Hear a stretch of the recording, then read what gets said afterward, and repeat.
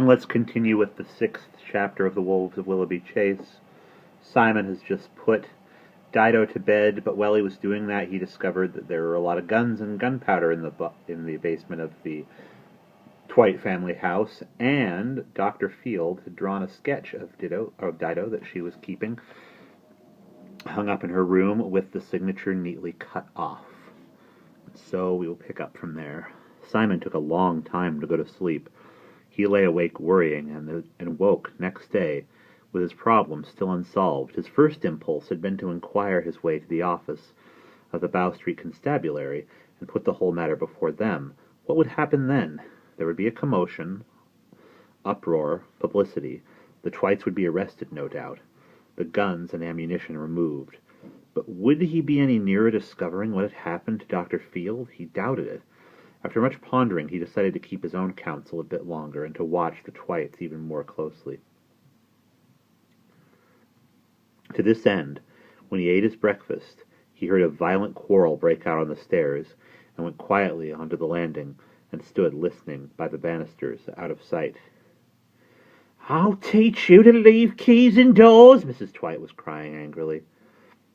"Didn't I tell you to see the fire and lock the cellar before we set out?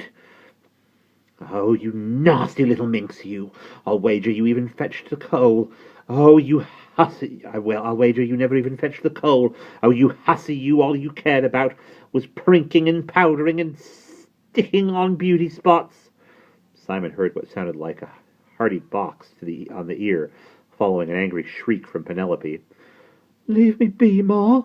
Pa, make her leave me be, or I declare I'll leave home. I won't stay here and be abused." "Best leave her be, then, Ella, my dove." "Hold your tongue, Abednego." There followed the sound of a door slamming. Simon waited a moment or two, then ran quietly downstairs. By the front door he came face to face with Mr. Twite. "Ah, it's our distinguished young Raphael, our Leonardo de B," said Mr. Twite, with a wide smile which seemed almost to meet around the back of his head, while leaving the upper half of his face quite undisturbed. "I trust you are rejoicing in the pursuit of your studies. Art, a hard but rewarding taskmaster." Evidently rather pleased with the sound of these last words, he repeated them over to himself, shutting his eyes and opening his mouth very wide at each syllable, pronouncing "rewarding" like guarding. Meanwhile, Simon waited for an opportunity to ask about the sketch. "I delay you," said Mr. Twite, opening his eyes and giving Simon a very sharp look. "No, sir. I was going to ask how Dido does this morning." "Poorly, a delicate sprite," sighed Mr. Twite.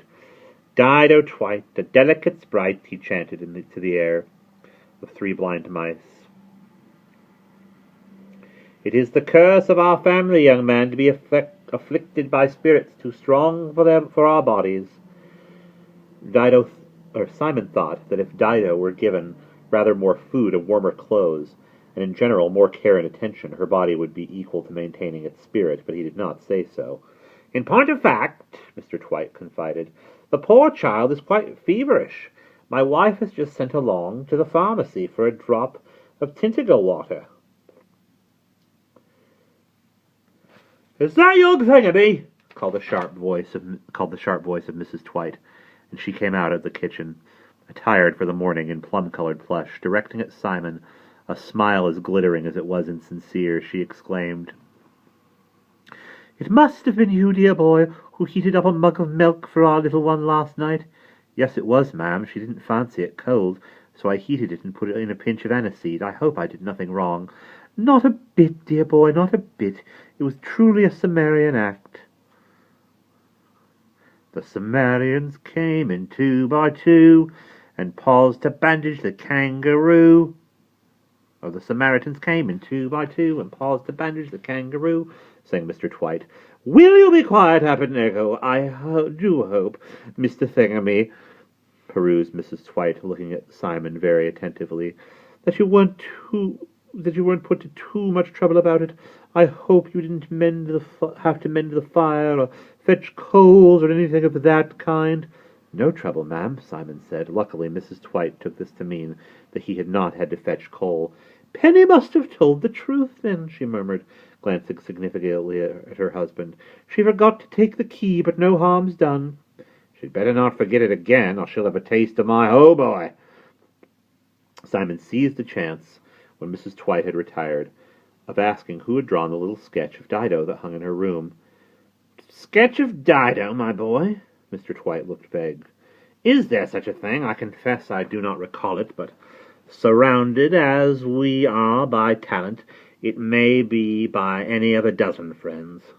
"I'll show it to you," Simon said eagerly. "Later, later, my dear fellow." Mr. Twite held up a restraining hand. "This evening, perhaps, for here comes the lad with the tentacle water, and Escapulus must rule supreme." He gently shoved Simon out of the front door as the boy Todd came up the steps with a large black bottle. And we'll pause there.